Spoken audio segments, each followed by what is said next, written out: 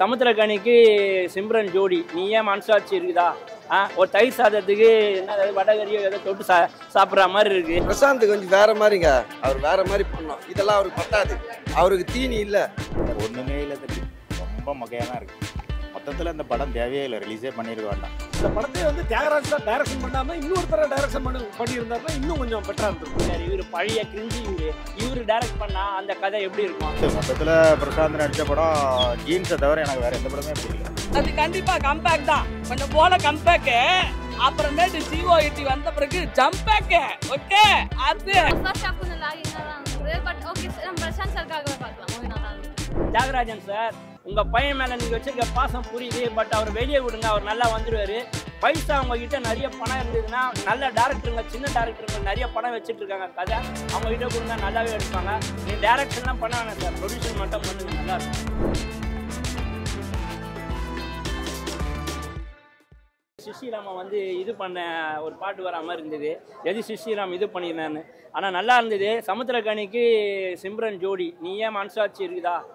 ஒரு தயிர் சாதத்துக்கு என்ன வடகறியோ ஏதோ தொட்டு சாப்பிட்ற மாதிரி இருக்குது. அது மாதிரி ஒரு கள்ள தொடர்பு. அதுவும் இல்லாமல் அந்த கண் சொல்கிறாங்க, அந்த கண்ணுன்றது பார்வை இல்லாதவன்னு சொல்கிறாங்க. அந்த பார்வை எப்படி போச்சுன்னு கரெக்டாக சொல்ல மாட்டுறாங்க. அதை சொல்லாதனாலே கதையோட கருவி அங்கேயே ஒன்றி போச்சு.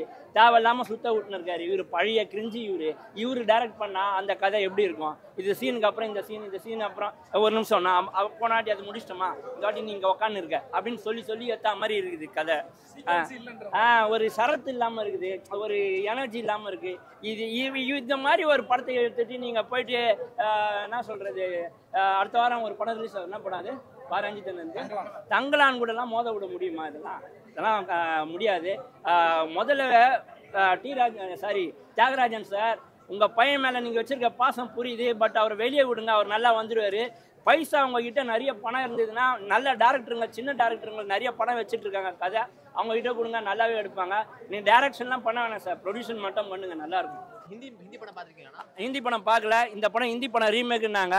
அதில் ஒரே மனசு கஷ்டம்னா அந்த டேரக்டர் பேரை கெடுத்துட்டாரோன்ற மாதிரி தான் எனக்கு தோணுச்சு. கம்பேக்லாம் இல்லையாண்ணா அப்போ அவருக்கு? கம்பேக் இல்லை, வந்ததே வேஸ்ட்டுன்றேன். பிரசாந்த் சார் ரொம்ப நாள் கழிச்சு கம்பேக் தராரு. மூவி நல்லா தான் இருந்தது. ஃபர்ஸ்ட் ஹாஃப் கொஞ்சம் லாகிங்கா தான் இருந்தது. பட் ஓகே, நம்ம பிரசாந்த் சார்க்காகவே பார்க்கலாம். மூவி நல்லா இருந்தது. படம் நல்லா இருக்குது, சிறப்பாக இருக்குது. ஹிந்தியில் தெலுங்குலலாம் ஹிட் அடித்த ஒரு படம். மலையாளத்தில் கூட இந்த படம் மலையாளத்துலேயும் ஹிந்திலேயும் நான் பார்த்துருக்கேன். தமிழில் பிரசாந்த் சார் நடிச்சிருக்காரு. ஒரு 6 வருஷம் கழிஞ்சு பிரசாந்த் சார் படம் வந்திருக்கு. சரி நம்ம பார்க்கலாமே அப்படின்னு சொல்லிட்டு தான் ஃபர்ஸ்ட் ஷோ கோயம்பேடு ரோஹினியில் வந்து பார்க்குறேன். நல்லா இருக்குது. அவர் பிரசாந்த் சார் நல்லா நடிச்சிருக்காருன்னு சொல்கிறதுல ஆச்சரியமே இல்லை. அவர் சின்ன வயசில் குழந்தையாக இருக்கும்போது 19 வயசுலேயே நடிக்கிறான். அவர் அதனால் நல்லா நடிச்சிருக்காரு.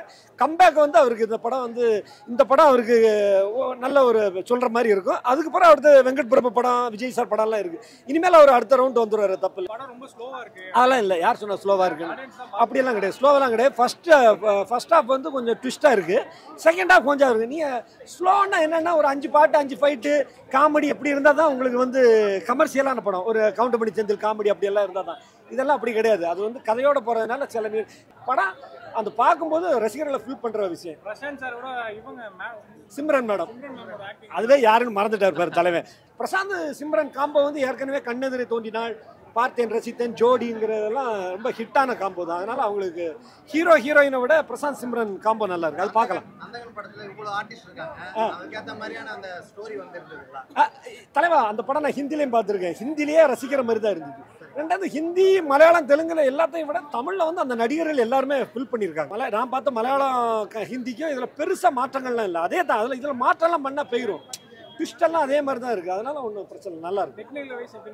எப்படியா டெக்னிக்கல் ஓகே தான். என்ன கேட்டால் இந்த படத்தை வந்து தியாகராஜ் சார் டைரக்ஷன் பண்ணாமல் இன்னொருத்தர டைரக்ஷன் பண்ணியிருந்தாருன்னா இன்னும் கொஞ்சம் பெட்டராக இருந்திருக்கும். வேற இப்போ யூத்தில் இருக்கிற யாராவது ஒரு டேரக்டராக இன்னும் நல்லா இருக்கும். அவர் தியாகராஜ் சார் சிறப்பாக பண்ணியிருக்காரு, அதில் எந்த மாற்றம் கிடையாது.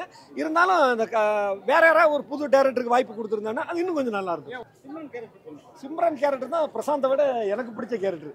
ஆமாம், சிம்ரன் கேரக்டர் வந்து ஆக்டிங்கில் அவங்க அடித்து பட்டே கிளப்பியிருக்காங்க. ஃபைட்டு ஆக்ஷன் பிளாக்காக இருந்தாலும் சரி, அவங்களோட ஸ்டோரி நடிப்பாக இருந்தாலும் சரி, சிம்ரன் தான் அடேங்கப்பா. அவங்க இன்னொரு சந்திரமுகியா பார்க்கலாம்.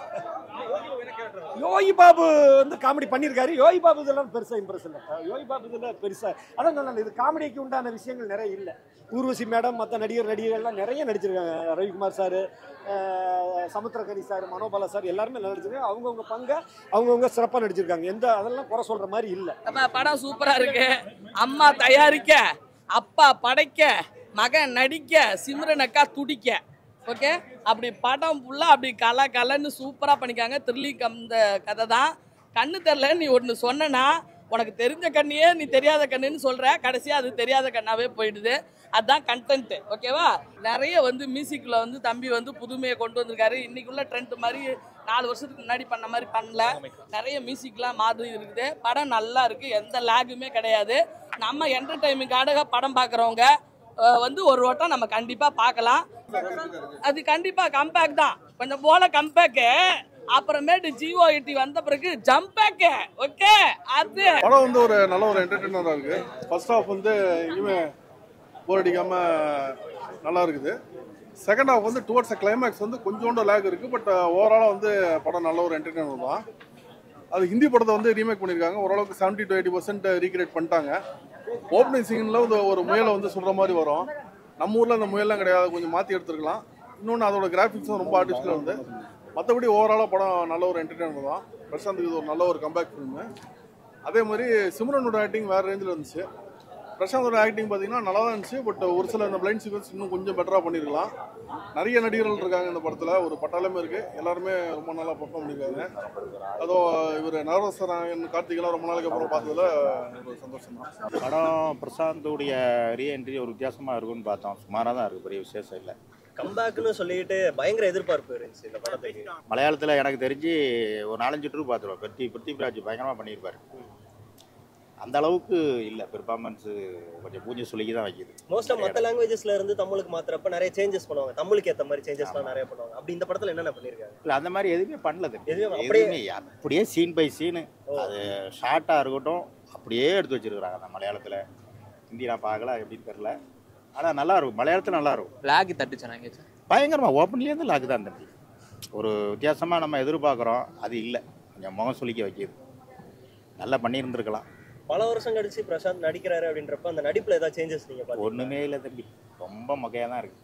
மொத்தத்தில் இந்த படம் தேவையே இல்லை, ரிலீஸே பண்ணியிருக்க வேண்டாம். மொத்தத்தில் பிரசாந்த் நடித்த படம் ஜீன்ஸை தவிர எனக்கு வேறு எந்த படமே பிடிக்கல. பிரசாந்த் நடித்த படம் சொல்கிறேன், முன்னாடி ஜீன்ஸ் தான். அது சங்கர் சார் அந்த அளவுக்கு பெர்ஃபார்மன்ஸ் வாங்கியிருப்பாரு. பரவாயில்ல தலைவர. ரீமேக் படம் வேற நல்லா இருக்கா? கொஞ்சம் சுமாராக தான் வந்துருக்குது. ஆமாம், ஹிந்தி படம் நீங்கள் ஆல்ரெடி பார்த்துருக்கீங்க? பார்க்கல, ஆனால் அது நல்லா இட்டுனாங்க. இதை எடுத்த டைரக்ஷன் சரியில்லையா இல்லை ஸ்க்ரீன் பிளே சரியில்லை, ஒன்றும் அது சொல்கிற அளவுக்கு இல்லை. ஏன்னா பிரசாந்த் ஃப்ரெண்டு ரசிகர் தான், எதுவும் சொல்ல முடியல. ஆனால் வந்து நல்ல கதை, அதை எடுத்துன்னு போகிற விதமே சரியில்லை. ஏன்னா பிரசாந்த் வந்து சூப்பர் ஹீரோ, அவரை போயிட்டு நாடகம் நடிக்கிற மாதிரி எடுத்துன்னு போயிட்டுருக்காங்க. கொஞ்சம் மாதிரியாக தான் இருக்குது. இன்னும் நல்லா எடுத்துருக்கலாம் இந்த கதையை. பிரசாந்த் கொஞ்சம் வேற மாதிரிங்க, அவர் வேற மாதிரி பண்ணோம். இதெல்லாம் அவருக்கு பத்தாது, அவருக்கு தீனி இல்லை, அவருக்கு வேற மாதிரி இன்னும். ஏன்னா அவர் விஜய் சேதுபதி பாடி லாங்குவேஜ்லாம் இப்போ வேற மாதிரி வந்துச்சு. 2 பேர் அச்சா கூட நம்புவாங்க. இவருக்கு இந்த கதையெல்லாம் தேவையில்லை. பிரசாந்த் கம்பேக் எப்படி? அதான் ஆக்டிவ் வாய்ஸ் தான் கம்பேக்கு. கான்செப்ட்லாம் கொஞ்சம் லேக் அடிக்குது. ஃபர்ஸ்ட் ஹாஃபும் லேக், செகண்ட் ஹாஃபும் லேக் அடிக்குது. இன்டர்வல் பார்த்து இன்டர்வலில் அவ்வளோ நல்லா இல்லைண்ணா, சாட்டிஸ்ஃபைடாக இல்லை. ஆக்டிங் வாய்ஸ் நல்லா இருக்குண்ணா. இது கம்பேக் எப்படி இருக்குது பிரசாந்த் கம்பேக்கு? ஃபர்ஸ்ட் ஆஃப் லைட்டாக ஒரு மாதிரி போச்சு. ஆனால் இன்னும் நல்லா நடிச்சிருக்கலாம் அவரு. தெரியல, நல்லா பரவாயில்ல, ஓரளவுக்கு அவர் கம்பேக் தான். இன்டர்வல் பேக் கொஞ்சம் பரவாயில்ல. 2 சாங் நல்லா இருக்கு. என்ன அவர் எப்பயுமே நடிக்கிறது கொஞ்சம் டிஃப்ரெண்டாக நடிச்சிருக்காரு, அவ்வளோதான். கட்டஸ்ட்டு வர ஸ்கூல்லையே செம்மையாக இருக்குது ப்ரோ. சிம்ரானுக்கு கோசமே நான் வருவேன்.